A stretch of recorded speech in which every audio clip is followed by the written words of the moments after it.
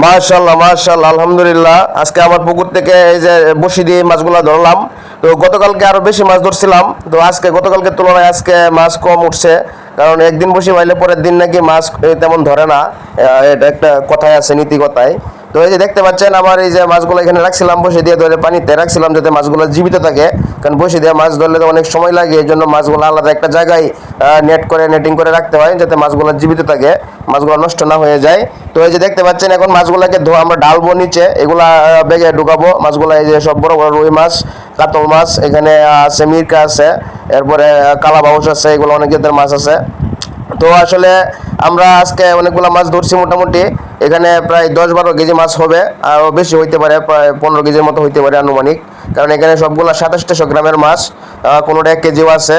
তো আমাদের এখানে পানি চলে আসায়, ডলের পানি চলে আসছে প্রচুর পরিমাণ, ডলের পানি চলে আসায় মাছগুলো আমরা এখানে রাখতে নিরাপদ বোধ করতেছি না। এই জন্য মাছগুলোকে তুলে ফেলতেছি, কারণ যে কোনো সময় পানি ডলে চলে আসতে পারে, মাছ সব চলে যেতে পারে। এই জন্য আমরা মাছগুলো কিছু কিছু তোলার চেষ্টা করতেছি।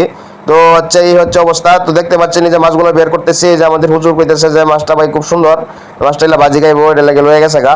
এখন এই যে দেখতে পাচ্ছেন মাছগুলা আপনারা এই যে বেগে ঢুকাবো এখন একটা একটা করে। তো এই হচ্ছে অবস্থা। মাছের কালার খুব ভালো, মাছগুলো একদম ফ্রেশ মনে হইতেছে, এগুলো দেশীয় খাবার দ্বারা তৈরি মাছগুলা। তো এরকম আরো আপডেট পেতে আমাদের চ্যানেলটাকে ফলো করে সাথেই থাকুন। আপনারা ফিশারি বিষয়ক যে কোনো ভিডিও এখানে পাবেন, আপনারা সবাই শিখতে পারবেন। তো লাইক কমেন্ট ফলো করে রাখুন। আর একটা বিষয় সবাইকে বলে রাখি, এটা হচ্ছে মাছকে যত প্রাকৃতিক খাবার খাওয়াবেন মাছ তত ন্যাচারালি বেড়ে উঠবে। এসব ফিড টিড এগুলো খাওয়াইলে মাছ নষ্ট হয়ে যায়। আসলে মাছ যদিও তাড়াতাড়ি বাজারজাত করা যায়, কিন্তু খাইতে তেমন স্বাদ লাগে না।